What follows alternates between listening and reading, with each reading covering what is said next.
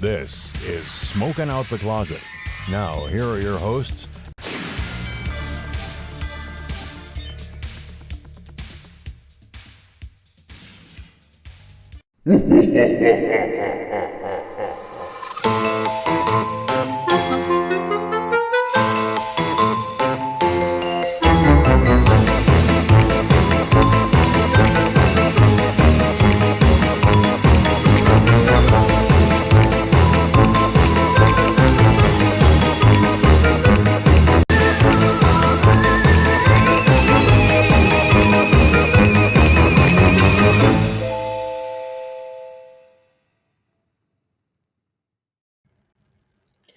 Hi, I'm Rayven. I use she, her pronouns. Hi, I'm Asmodeus. I use they, them pronouns. Welcome back to another episode of Smoking Out the Closet.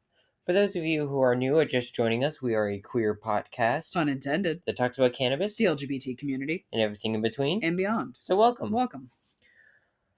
Oh boy, this week's review. Oh boy. It's a bad decision, is what it is, first of all. I was hopeful it was going to be better than the one I had 2 years ago, which was, at the time, I think, my lowest reviewed product. And we're talking about the bank flower here for everybody. Mm-hmm. Did I try that with you? No, that was the first ever chirping with Rayven, because I think you had to do something overnight, and I was just like, okay, well, I'll record this video, or you weren't feeling it or sick or something. I can't remember. Yeah. But yeah, no, this is a bad decision. It's so disappointing too, from your perspective, knowing that like this hasn't gotten better over the last 2 years. This time we tried the Stardawg Guava in the Mylar bag this time, and that's why, like you were saying, hopefully, it would have made the cure a little bit better. Would have been a little bit, maybe sticky. The Mylar has worked wonders for Strains Mylar flower. Holy shit. Mm-hmm. That changed everything for them. That's what they were missing. Now, keep in mind, I'm going to be actually saying it, that we had an episode where we had, like, weed that we didn't realize was, like, over a year old. Yeah. And reviewed it and talked about it. This was worse than that. Yeah, honestly, Also, I'm going to apologize for my voice. We went to the Ren Fair yesterday. And a burlesque show afterwards. Yeah, so my voice is shot from all the yelling. I'm surprised mine doesn't sound worse. I also killed my lungs on a really big bong rip I did. So... Wrong bip. Wrong bip. As if you want to swap the first letters, I was trying to think about what that would be. I couldn't think about that. So, what would you rate this? Like a 1. And that's lower than the Calypso shit I've had, because the Calypso stuff, that flower actually tasted like something. It tasted like crap, but it tasted like something. This didn't taste like anything. It didn't smell like anything. The trim looked horrible on it. Yeah, like... You clunked it, like, just clattered onto the fucking rolling tray. Yeah, it was horribly machine trim. Like, Terrapin's flower is machine trimmed, but it's not missing chunks and exposing, like, half the stem. Yeah. From it. It was very rough. It was flat on one side. The biggest snug in it was completely flat on the one side. And I almost don't even want to take a picture of what's left of it to put on the Instagram. Oh no, I already took a picture. It's so ugly. That's why I was in the kitchen. Okay. Taking pictures in the kitchen. But y'all see, it was horrible. Next to no trichomes on it. It was... I'm giving it a 0. I'm giving it, I think, the podcast's first 0. Yeah. Because yes, this is $35 at their home stores. It's $45 at other stores. What the fuck? It's not worth that fucking price. I've had $28 weed that's better than this. Yeah. You know what? I might. That you said that's a possibility, and I feel like it is a 0. Yeah. There's nothing redeeming about it, knowing it's $35 for this crap. Yeah. And people actually buy it. And like the terps are kind of but I've had some weed with terps at that level, and it was okay. It wasn't great, but it was okay.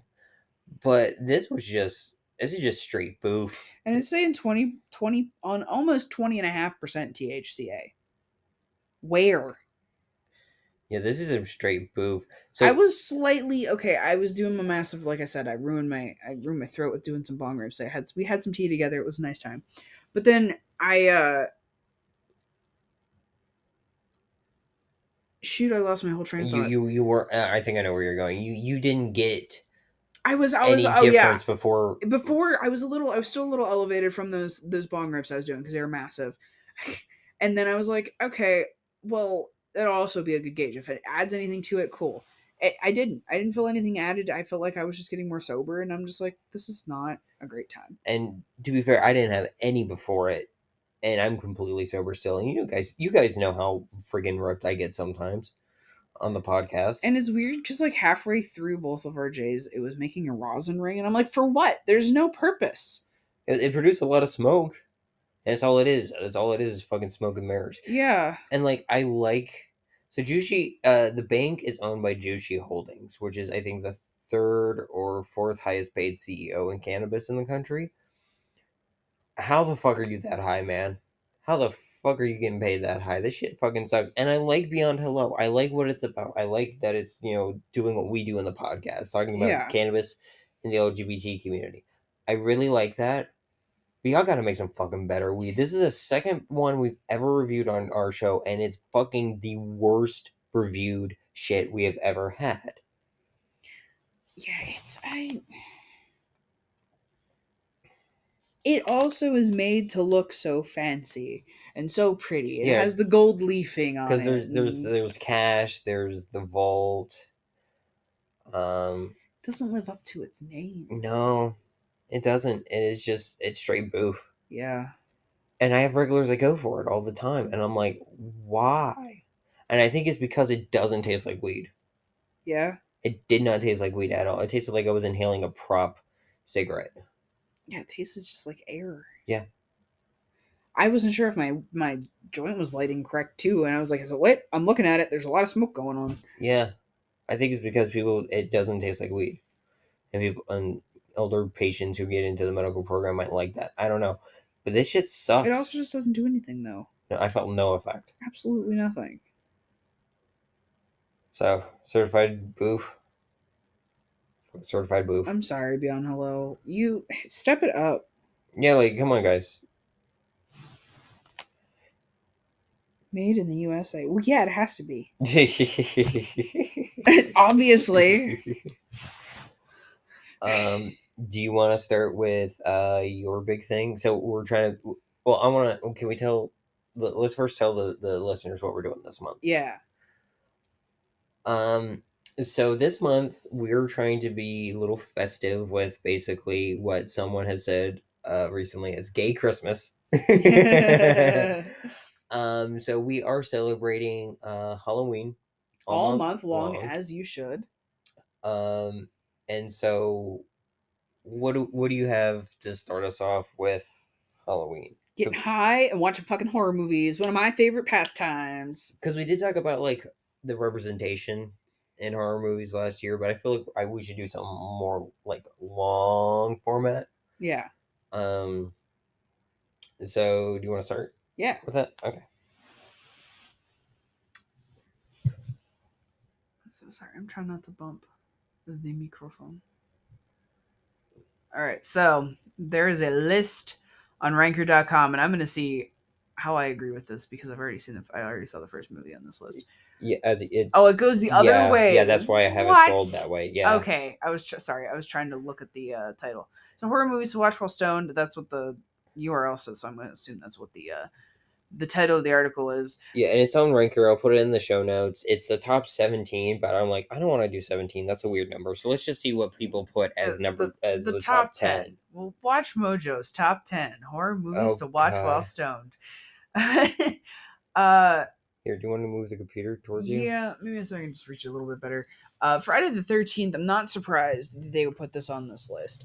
Everybody loves Friday the 13th, and I'm sorry I have the unpopular opinion that I'm on the other side of the fence. I feel like Nightmare on Elm Street was a whole lot better, and there's definitely a distance between the two, like, fandoms as far as, like, the crossover movie was cool, but I don't know. I just couldn't get into all the Friday the 13th, but I got really into Elm Street.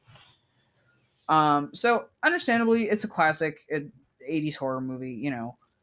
What did they have to say about it?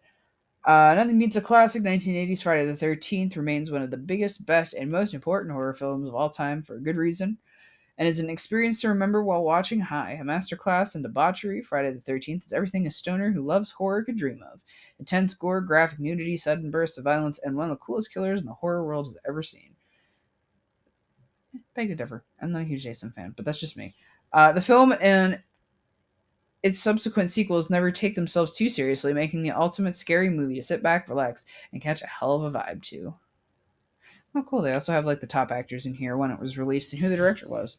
Yeah, honestly, I think we should just see what they have ranked, because the ranker will put the thing, but it's all voted up and down by people, like by basically regular people. Okay. So why don't we just go through like And the see what they list, have here. yeah, Yeah. and see what they have.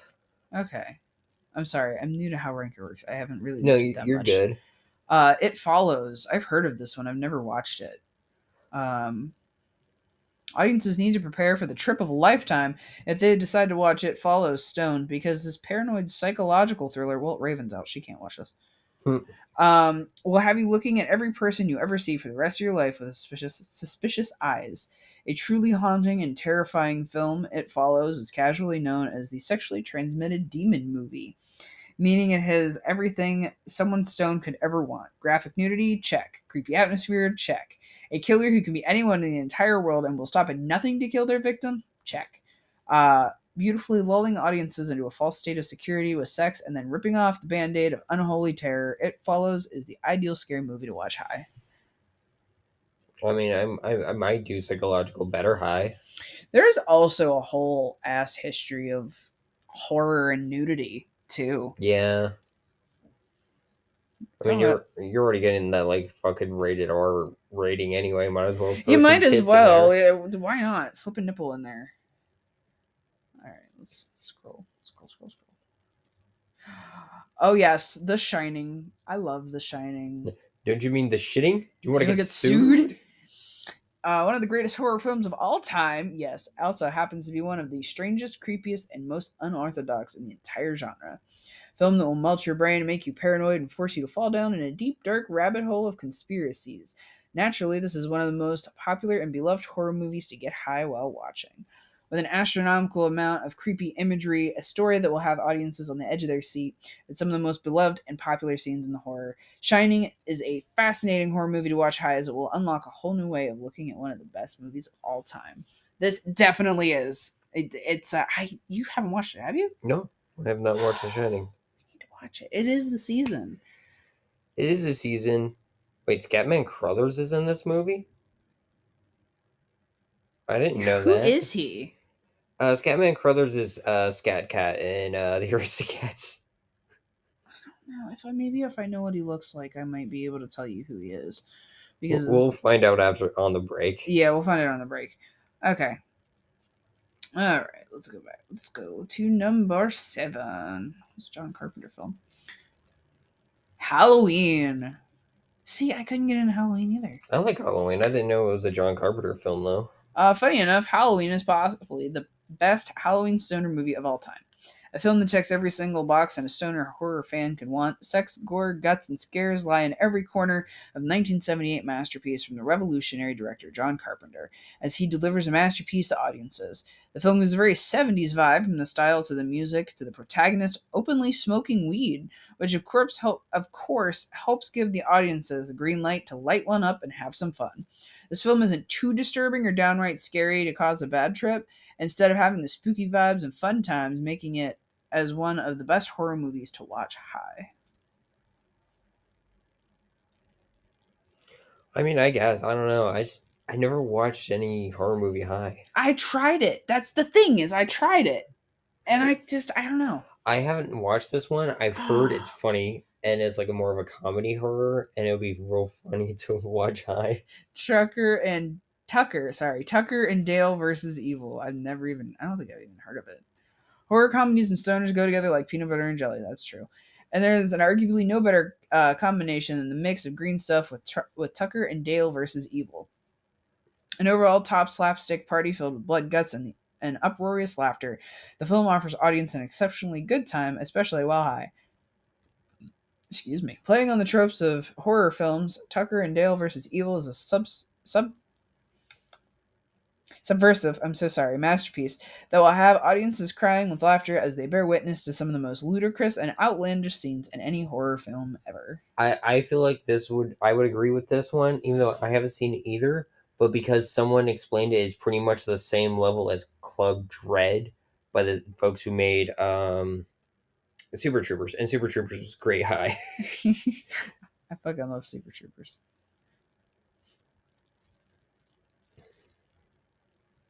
Cabin in the Woods, another classic. Watching Cabin in the Woods for the first time is a shocking and stunning revelation that subverts the horror genre as a whole and creates one of the most unique and mystifying experiences in the genre over the last 20 years. Watching The Cabin in the Woods while stoned offers a brand new level of trippiness. A film that prides itself on being able to throw curveballs that will shock movie lovers into hardcore horror fans. Watching the film while high will feel like a nightmarish dream come true that will have viewers tripping out in the best way possible. Of course, we'd be premises not to mention that the best scary movie stone scene was beloved and iconic Megabong, which shrinks down to a coffee cup, just to add a cherry on top of the stoner classic. I've never seen Cabin in the Woods, mostly because I feel like it was just basically, oh, hey, a lot of horror movies have cabins in the woods. They really do. Let's make a movie about one and call it Cabin in the Woods. I don't know. A lot of people in the horror.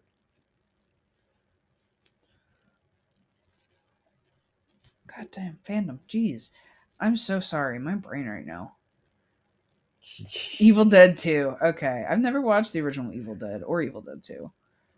Evil Dead 2 is a bona fide stoner classic, a film that pushes the boundaries of outlandish and unconventional to their absolute limit and delivers a product that needs to be seen to believed.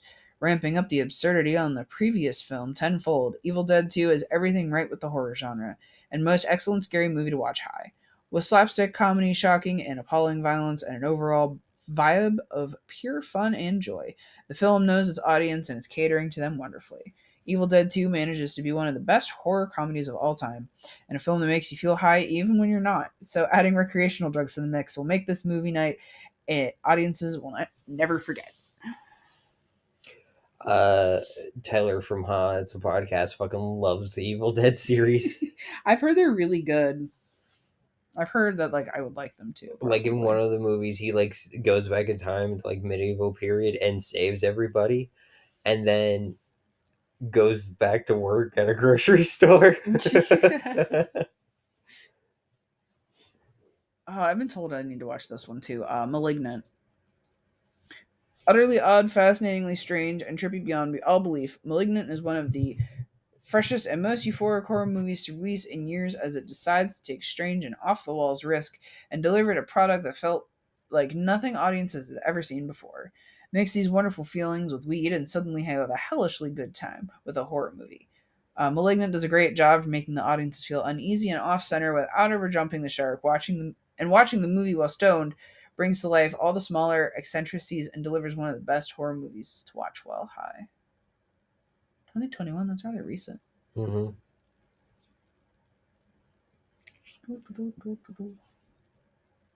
The Thing. I want to watch it. I've never watched it. Oh, okay, cool. Okay, that's the one thing I was worried about. I was like, which version of The Thing? Because, in my opinion, John Carpenter's version, the original version, was better than the newer one. I've only seen bits and pieces of the newer one, but the pieces I've seen, I'm like, no. And I would watch. I would watch this high. I've never watched either one. I want to watch this one though. Do you know the premise of it? No. So essentially, it's a shapeshifter that they have to figure out who it is because it's killing everybody. Basically, think little space guys we play. You're not supposed to talk while you play it. Among Us. Yes, that's basically what Among Us is kind of ripping on. Okay. It's a game version of John Carpenter's The Thing. Interesting. Yeah, I want to watch it. it's really cool. I would recommend it. I haven't watched it high, but yeah, I would recommend watching that one. Hell yeah. Number 1, Mandy. I've never even heard of it. No, but it's a Nick. And when I was scrolling through the list, it's a Nick Cage movie from 2018.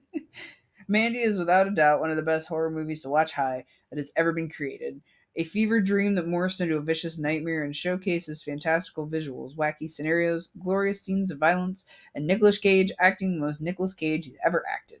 Over the top, lunacy, glorious, and utterly baffling, Mandy is one of the best scary movies to watch high, thanks to its commitment to the surreal and eccentric. While the film is intense and a lot to handle, the drug trip sequence in particular being one of the most visually disturbing sequences in horror history. The night audiences decide to get high and watch this film will go down in one of the most wicked and excellent nights of their lives. Okay, color me intrigued. So here's my thing, right? I feel like most of these are actual, genuinely good horror movies. Yeah. But I feel like if you're gonna have like a best movies to watch while stoned, they have to be bad horror movies, like MST3K level Yes. bad horror movies. So I want to talk about some of them I would introduce and watch. One of them being Rubber, the Killer Tire Oh movie. my god. You've told me about this one before and I need to watch it. Any of the Leprechauns. Oh my god. I've only watched the first one. It was so ridiculous. Going back to Friday the 13th, Jason in space, or Jason X, whichever one that was. Yeah. One where he's in space. It's just so off the wall, weird, and everything. I think it should be one you should watch stoned. Also, why wasn't Nightmare on Elm Street on this Yeah, list? Nightmare on Elm Street's great. I'm thinking like Dream Warrior specifically because the line between reality and what's a dream is very blurred in that movie. Maybe So that you- would cause a bad trip, though. Maybe, but it's still really like it's eerie and it's creepy. And if that's what you're going for watching a horror movie, it's great. The Piranha? Not actual one about the fish, but the really bad one we From watched. like what 73 or whatever, Yeah. and the dude, it's just it. Oh my god, half the movie forgot to show up. 1978, Joe Dante's Piranha. Fuck, that movie's horrible. It really is, and Isn't it's also called something else because it's based on it like French or whatever?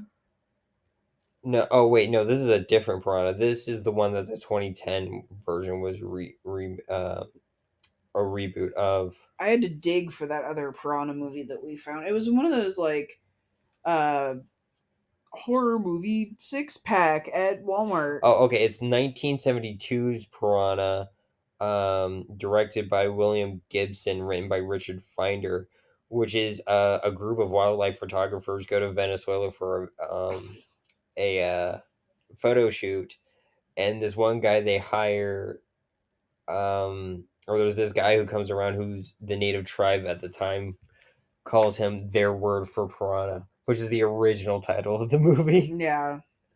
But it was so bad. I feel like, God, it's so bad.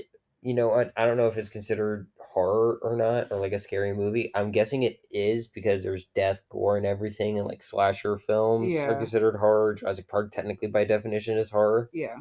Sharknado. Yeah. Any of the Sharknados. Any Yeah. sci-fi original horror movie. Jaws is considered a horror movie. Yeah, it is. Wait, you said it is, right? It is. Yeah. Yeah. Jaws is. So yeah, I mean, I don't know if I would watch Jaws high. I don't know. I'd be freaked out. I'm gonna go swimming in the ocean for a while. Ooh, definitely don't watch any of the It's high. I feel No. like that'd be a bad time. I want to watch The Fly high. I feel like that'd be funny. That'd be funny as fuck. Fuck, what else would be really funny to watch? Oh, Croczilla. Oh my god. Which is just basically this giant crocodile. Any of the Godzilla movies, probably. Yeah, I guess Godzilla would be considered. Any monster movie I feel like would be really good high. Yeah. Except don't watch Shin Godzilla High. I would not recommend watching Shin Godzilla because the different forms it morphs into, here, I'll show you some of them, are not good at all. Like, Oh, that motherfucker's weird looking. yeah, it rapidly evolves throughout the Oh my god, the yeah, that would be movie. really like bad trippy to see while you're high. Because like it starts like a worm, and then like it actually morphs in the movie and turns into these different forms. And apparently, it was supposed to get a final form where it turned like humanish.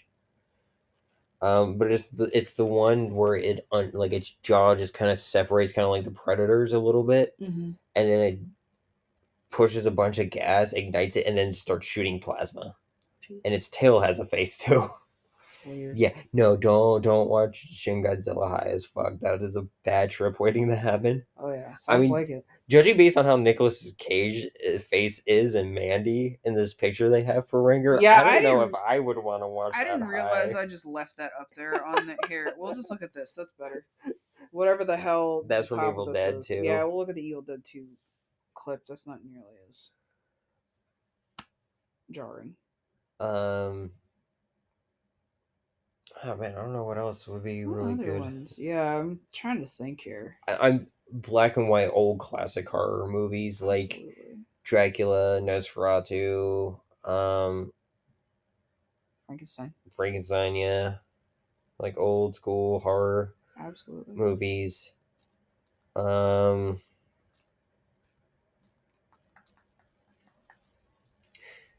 Yeah, I don't know what other ones would be really good, to be honest.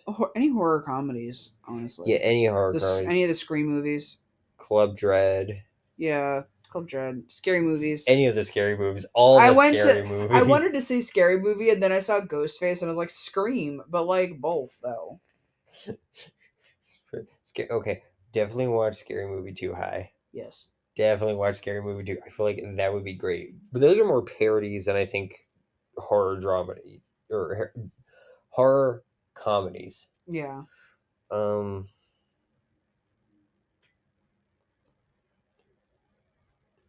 Geez, I don't know what other ones would be really good. I guess every horror movie I've ever watched.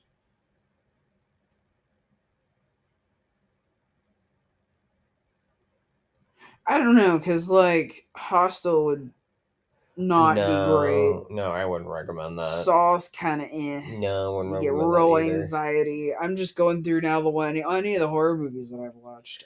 I wouldn't recommend any of the Alien movies or any of the Predator movies. No.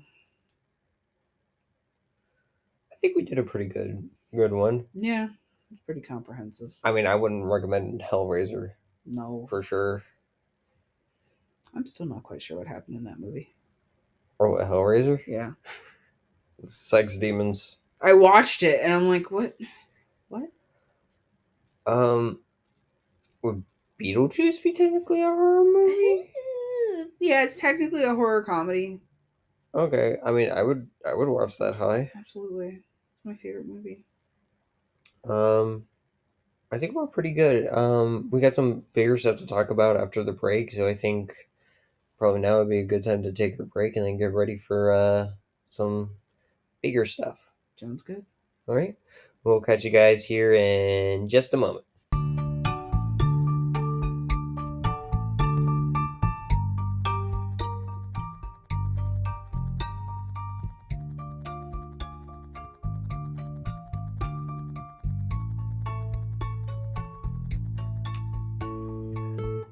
Pretty in pink and purely wood pulp derived, Blazy Susan pink rolling papers and cones will add a pop of color to your next smoke sesh. Their classic pink papers are naturally dyed, vegan, GMO free, and food safe.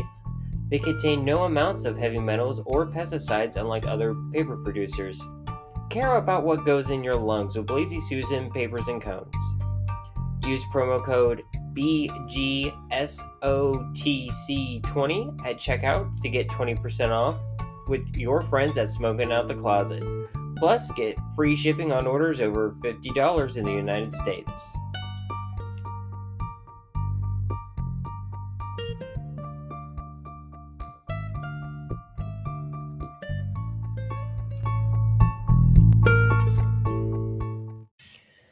And we are back. So one thing I wanted to talk about recently, and I'm gonna kind of go bad news and then go into some good news stuff. Okay. So recently, as of I think Wednesday, before like the day after we recorded our last episode dropped, Mm-hmm. the GOP, the second GOP or Republican debate happened, and of course Trump wasn't there, even though he's running apparently officially on paper right now. He is running, and just going around doing rallies and just saying fuck all these other people. You can't run from jail, though, can you? No. It's going to be real difficult. Anyway, continue. So, I mean, I guess you can run from jail because that one guy from Philly did. Yeah, well. But anyway, so the question was brought up. What would you do about the recent increase of attacks against the LGBTQIA plus community in America? Because that has been a rampant thing. And instead of answering the fucking question, they all go on a transphobic tirade. Oh, good grief. Every fucking one of them. And I have here the advocate.com article to talk, to have kind of the quotes here for me, and I will link the article in the show notes. Okay. So transphobia reared its ugly head early in the second hour in the context of education and parental notification if a student uses a name or pronoun at school that doesn't match their birth name or gender. Ramaswamy quickly said transgenderism, especially in kids, is a mental disorder. It is not compassionate to affirm a kid's confusion. That is not compassion, that is cruelty. He continued saying that a lack of parental notification and involvement increases the risk of youth suicide. That's not actually true. In fact, it's the other way around, because especially if you have parents like mine who would have been understanding and everything, cool. But you still shouldn't out a kid before they're ready to come out. Yeah. Or anybody for that matter. But say there's some people some people I've heard when I was in the LGBT Student Resource Center at Penn State, some of their parents did not want them to come home after after they came out of college. Jeez. I'm yeah, and imagine if they got notified when they were in elementary school and everything. They probably would have been sent to a conversion therapy camp with some of how those parents reacted, from what I've heard. To continue, what Ramaswamy said, ignoring the fact that mandatory notifications would put young people, I guess this is more the article saying, what we just said. Ramaswamy added, I will ban genital mutilation or chemical castration, he added, noting that he'd meet two young women on the campaign trail who regretted undergoing transitional procedures. And it goes on to talk about how it's very rare, which it is. Because you got to think, transgender community makes up 0.1% of the population in the world. There's more redheads in the world than there are transgender people. Yeah. And take that, if you're gonna make it even, split that into 3, and that's trans women. Mm-hmm. It's not an accurate statement on that third, but if you want to think about it easily. Yeah. Now, keep in mind, out of that 0.1% of trans people who identify as trans, some don't transition medically, some do transition medically. Like 0.3 of that community detransitions, and it's 1 to 2% of those regret transitioning. So that's like what, 1,000 people maybe? Yeah. Some people regret getting a nose job. Some people regret getting tattoos. Exactly. Like, yes, that happens, but there's so many fucking steps we have to go through before we get there that I think is fucking bullshit. And there's a lot of like, oh, here we're talking about like, he's saying like, oh, he met two young women who regret undergoing transition procedures, right? Mm-hmm. Yet every documentary and everything that talk about detransitioners use the same one fucking person every fucking time. I can't fucking remember their name right now for the life of me. But they use like the same one or two people. Have you noticed that? Yeah. Like, what the? It's If just because it literally they're trying to make a mountain out of a molehill. there really are, And there's really no problem there in the first place. You just need someone to point the finger at. yeah, and Which like, it should be pointed directly back at you. it really should, because they're the ones that are causing the issues. Because like sometimes Mhm. people detransition, or detransition, quote unquote, heavy air quotes, for like they can't afford their HRT right now. They just moved to an area, haven't found a doctor. Maybe they need to go back into the closet. There's so many different reasons of why someone would, quote unquote, detransition, and a lot of them do end up picking back up when they're able to or safe to. Yeah. Or when So they feel mentally ready to, even. yeah, and the thing that worries a lot of people is this recent thing um has said like a lot of them have been like, oh, we're just trying to protect the kids, and this showed that that was a fucking lie, Mm-hmm. which we already fucking knew. Shortly after Ramasani had his thing, the anchor Calderon asked Pence what he would do about the rising anti-LGBTQ plus violence. The former vice president said, "I'll stand up for the safety and civil liberties for every American of every background," then pivoted to gender affirming care. "We are going to pass a federal ban on transgender chemical or surgical surgery anywhere in the country." So this is not just about fucking kids. You're just going straight after everyone, including adults. And we've said it before, and we said it multiple times here on the podcast. I'm going to say it fucking again. Um, Most of the time what trans kids get is either is social transition, allowing them to use a certain name, referring to them with certain pronouns, um letting them wear clothes they feel comfortable with, and maybe at like when they're a little older, depending on when they come out, allowing them to be on puberty blockers, which cis kids use, like straight kids use all the fucking time. All the fucking time. Since the 80s. And so it's one of those things, it's only a problem when queer people do it. Yeah.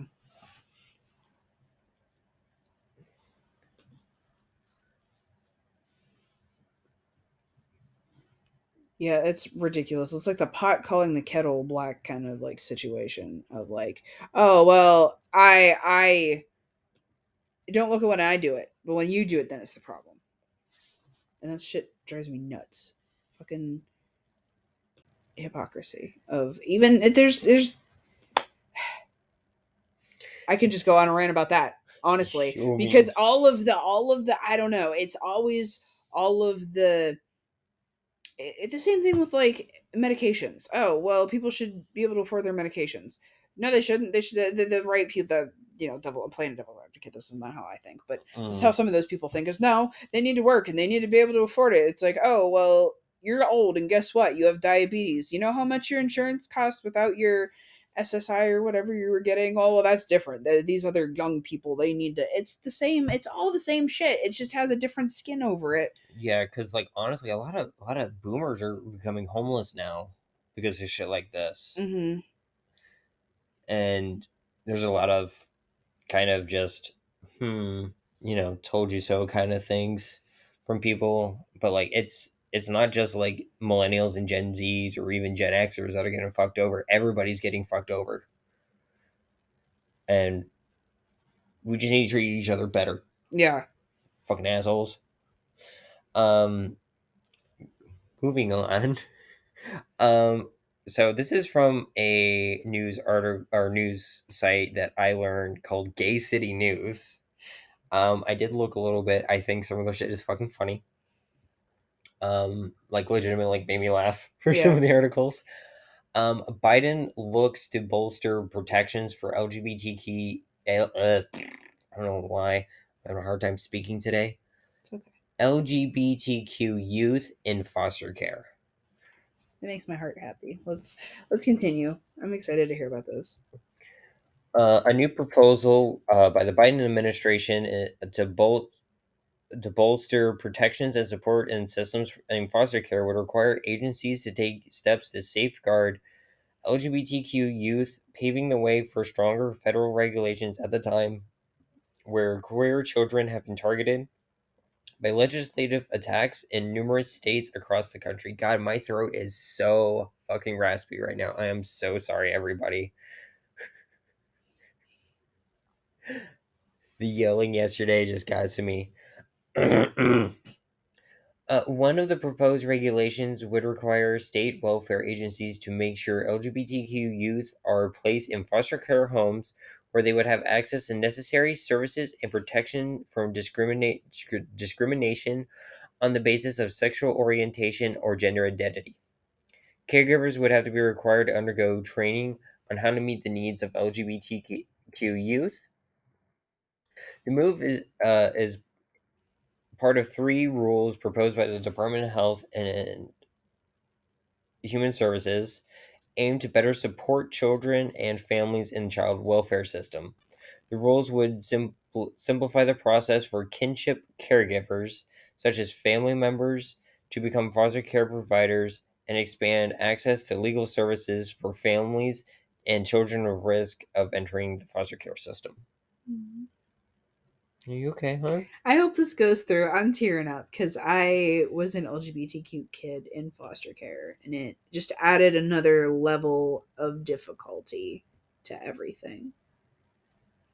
And they when I was in foster care, they didn't care. It was who was available because there's so many kids in foster care that they just put you where there's a spot.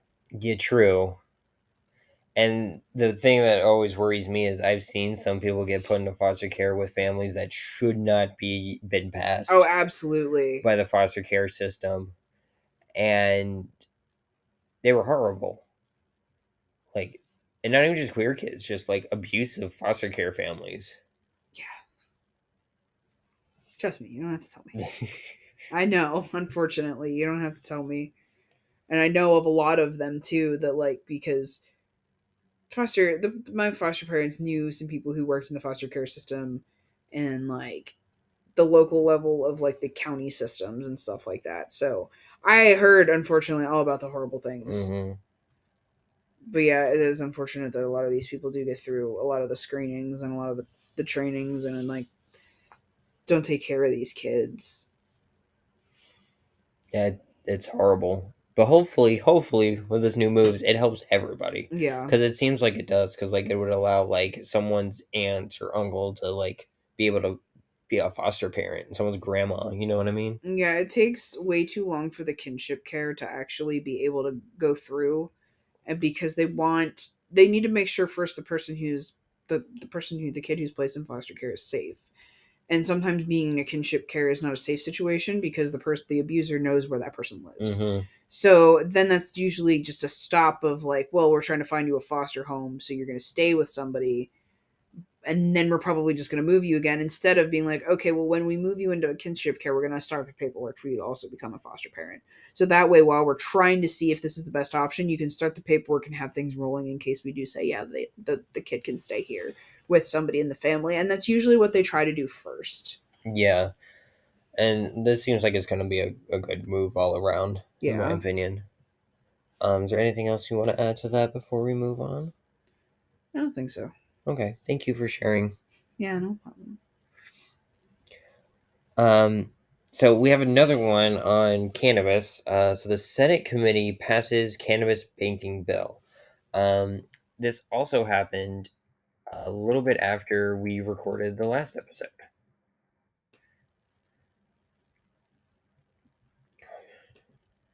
Forbes, why does your website have so many freaking pop-ups? Good grief, you're the reason that people use ad blockers.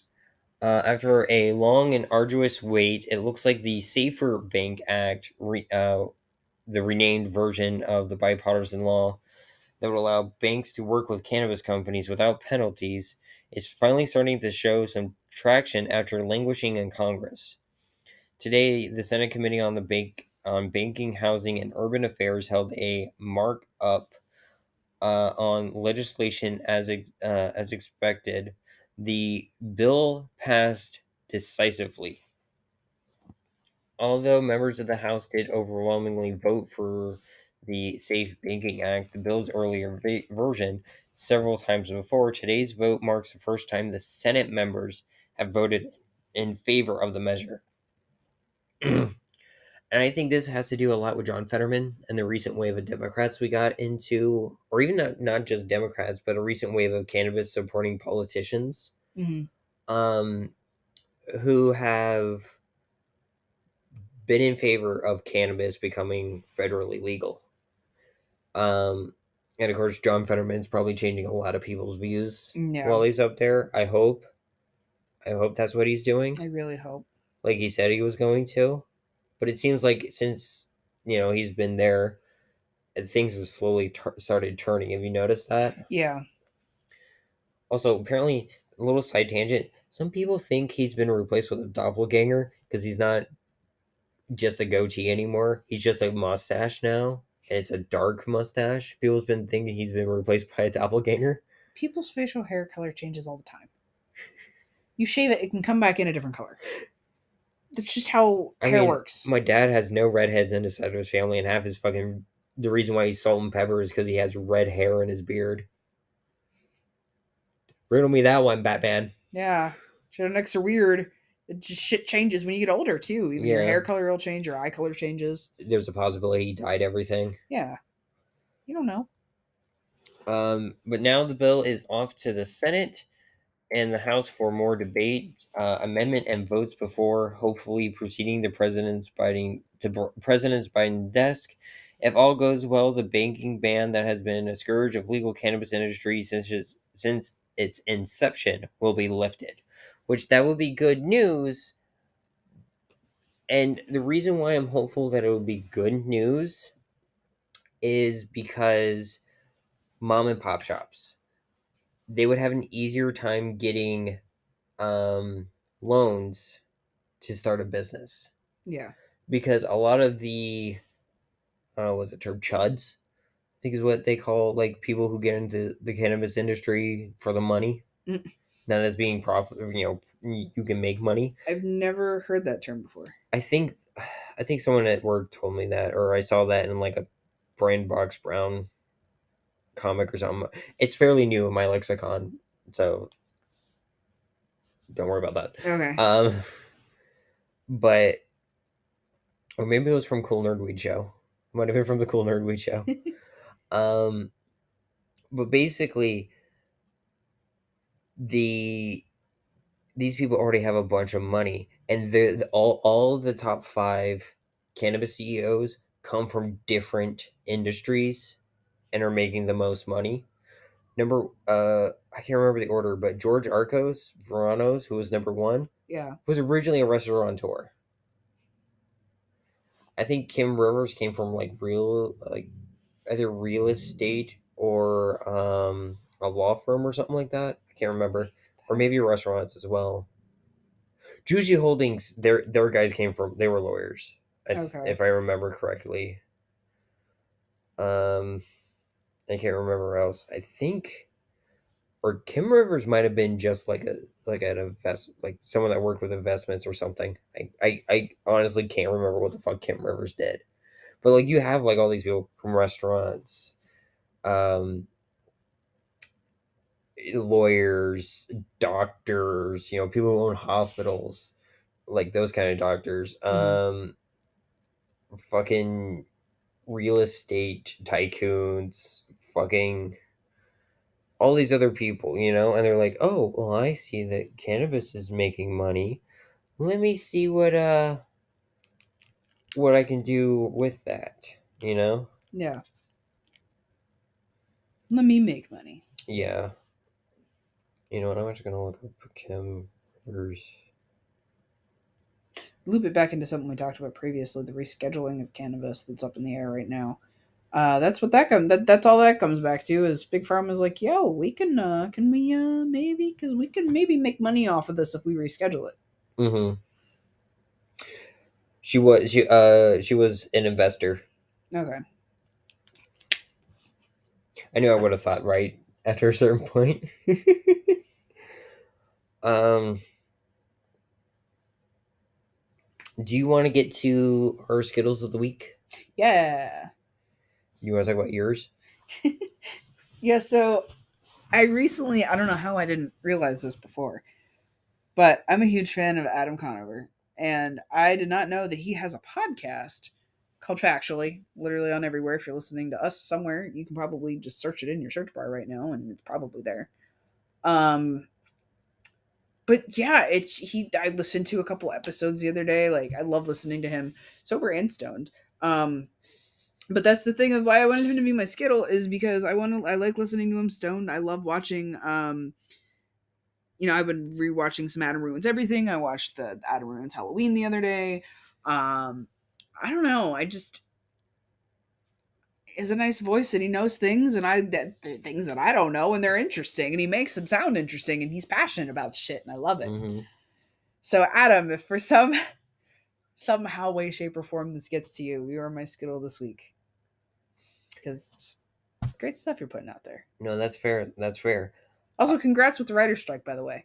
Yeah, he was a big source of like information and updating everybody about what the writer strike was doing, all the information and everything. So thank you for sharing all that, Adam. I know that was a lot of work to throw on top of yourself with everything else you had going on, including being in the strike yourself. Yeah. I actually have one. It is Rose Gold Company, or Rose Gold Co. Adam Conover's. I don't know why I almost said Culver. Adam Conover's Instagram is at Adam Conover, so check him out. He's at Adam Conover pretty much anywhere there's an @ sign. Rose Gold Co. Which is at rosegoldco.shop on Instagram, is a cannabis, or not a cannabis, an LGBT, the other half of our show. Yeah. This is me sober, y'all. I fuck up more. I feel like. So they are a queer Black women owned company. Nice. That sells Pride merch year long. Heck yeah. They are on TikTok showing some of their products on there, which I think is also the same handle as their Instagram. They have binders that they make now that I've seen. They have like custom Vans and shoes and everything. Converse too. I think you can get through them. Nice. Like they have a lot of stuff, and they try having merch for everybody's pride flags. I love that. They try their best on that one. They even show things like, we have some of the ones you didn't think you can get, like genderqueer and A's and Arrow, and because like not a lot of the big box retailers carry a lot of the pride flags for everybody. They're getting better. Like Spencer's is adding more, I feel like, each year. I found the non-binary flags at Spencer's. Yeah, and for the longest time you couldn't find that shit anywhere. No. Hell, do you remember the time where you couldn't find anything other than just rainbow flags? You couldn't find like lesbian flags. You couldn't find anything other than just rainbows. Just rainbows all the time. Pepperidge Farm remembers. You remember? But like, yeah, it's like there's some places that are getting better, but I love that they actually have stuff year round. And of course, they'll have seasonal stuff like this to fit the theme. Like I'm pretty sure are gonna have some Halloween stuff Oh, that's so on cool. sale. I'm not 100% sure on that. I haven't looked. Gay Halloween. I want all the gay Halloween things. I want to get a rainbow ghost now. Rainbow sheet ghost. Oh God, I love you. I love you too. Well, yeah, they're my schedule of the week. Go check them out. Because they're doing really cool stuff, and watch some of their TikToks because they advertise literally what's on their shop. And if you have any, I think they're open to suggestions of like things like people want to see because they want to be a shop for the community to go and be able to buy products and everything, and find products that they can be themselves with. Yeah. So, is there anything else you want to add? I don't think so. Do you want to talk about the Ren Fair? Yes, can we? Okay, can we talk about the washing wenches? Oh my specifically? gosh. Yes, oh my god. So that was an improvement even from last year. They've gotten so much more inclusive, and like I almost cried because even like when they were talking like about they picked somebody out of the audience, they were like, Miss, oh I'm sorry. What are your pronouns? Okay, see you see how easy that was, everybody? Yeah, they had like "Love is Love" on like one of their rags and there everything. were rainbow like there's some rainbows hanging in the background, and I'm just like, And I love how not even just like the washing wenches, but like some of the other pieces were like lords, ladies, and everyone in between. I was like, oh, I feel so included. Listen, and that's a big thing for me because I've always felt like I belonged there, and now it's like I belong even more. And this was the Pittsburgh Ren Fair. We're going to the PA one next week. I'm so excited. And my voice will probably be wrecked on the next episode. Not nearly as bad though, because we're not going to a burlesque show afterwards. True. That is true. But we probably will go to all of the jousts though. So. But yeah, I think we're pretty good. Yeah. Is there anything you want to else you want to talk about the Pittsburgh Ren Fair? I don't think so. The season's over for anybody who's listening and wanted to go. I'm sorry you missed it, but go support them next season. They already probably have their dates. They're usually the same. They just change up their themed weekends. But go check them out. They're awesome. Yeah. Go check out our Skittles. Yeah, definitely go check out our Skittles. Check out us on all of the social medias too. Oh yeah, I could do a little outro plug. I have time. We still have audio messages you guys can send in to us. If you have any questions about anything, we will look at them, listen to them, make sure it's appropriate to have on the podcast, and we will play it on the show and answer the questions for y'all as best as we can, to the best of our abilities. You can follow us on Instagram. All of our links and everything to that are in the show notes. TikTok. We are technically on Twitter, but I don't use it as much now since it's become a cesspool of anti-LGBT 4chan asshole neckbeards. I really wish Mythical would get off there and use their threads more. That's the only reason why I have my Twitter still, is because of Rhett and Link. Yeah. Because they're still very active on there and they do polls and stuff on there. They are leaning more of their polls towards Instagram from what I've heard. Heck yes. Good. I need to get on Instagram more then. I was going to say something and now I forgot what it was. I'm sorry. Yeah. Oh, give us a rating on Apple Podcasts. There we go. Oh, yeah, and Spotify. We are slowly updating everything on our YouTube, so we will be there on YouTube since Google Podcasts is no longer going to be a thing. And you can listen via YouTube Music. We're on Amazon Music, so you can listen to us on your smart devices. Just ask Alexa to play Smoking Out the Closet. I don't know if that works. Oh my god, I hope you did not just make everyone's echo or whatever just launch. That'd be funny. Well, once again, my name is Raven. I use she, her pronouns. I'm Asmodeus, and I use they, them pronouns. We'll see you all In the next episode. Bye. Bye-bye.